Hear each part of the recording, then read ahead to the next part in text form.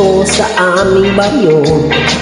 Natapos ngunit nagkamululo dahil sa mga kontraktor na di maayos ang trabaho.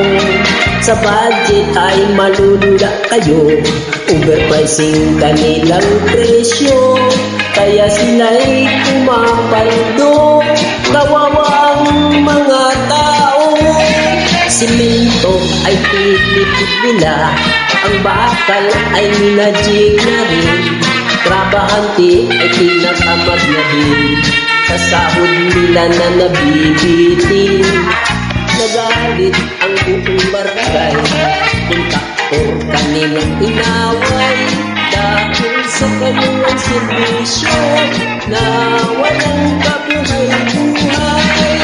Ipinalit ang hayop na grupo, baboy ang nagmamando, ang karpintero ay aso, iki ang naghahalo, pusa ang nag-asinta, manok ang nagpalitada. Natapos din ng aming proyekto sa tulong ng hayop na grupo.